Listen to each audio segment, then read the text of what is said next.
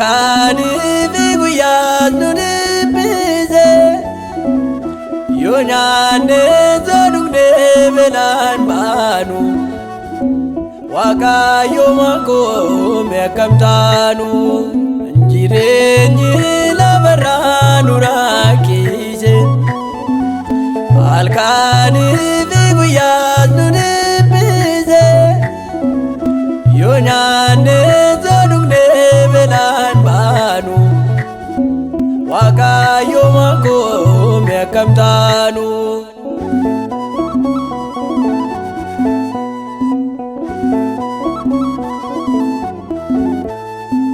jiruu lafarraa ni hammaatte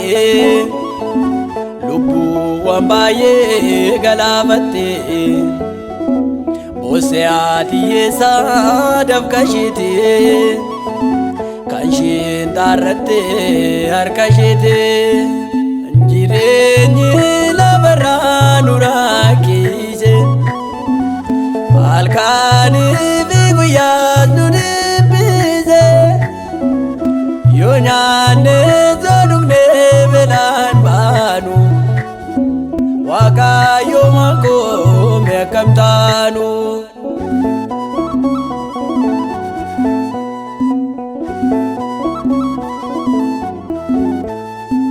ni xaarree malee bu'aa dhabnee of duuba laallee sabdii dhabnee duwwaa ta'uufoo qodaan keenya hammeenya guutee keessa keenya jireenyi lafarraa nu rakkise halkanii fi guyyaa nu dhiphise yoo nyaannee dhugnee beelaan baanu Waaqayyo maakoo akkam taanu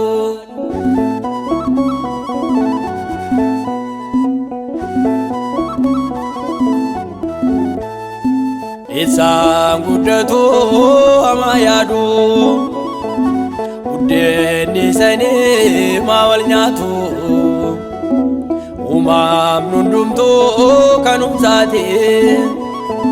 Gooftaatu uume harka isaati jireenyi lafarraa nu rakkise halkanii fi guyyaa nu dhiphise yoo nyaannee dhugnee beelaan baanu Waaqayyo maakoo akkam taanu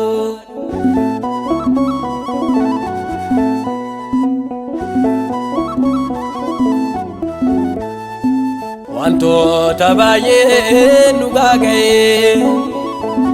guuteera jennaan duwwaa ta'e yoom guuta laataa hirruun keenya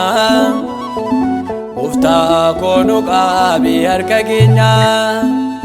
jireenyi lafarraa nu rakkise halkanii fi guyyaa nu dhiphise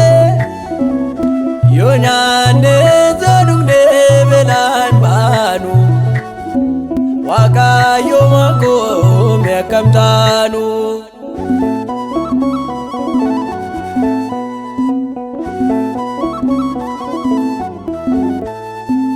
isaan guddatu hamaa yaadu buddeenni isaanii maa wal nyaatu uumaam hundumtuu kanumsaati Gooftaatu uume harka isaati jireenyi lafarraa nu rakkise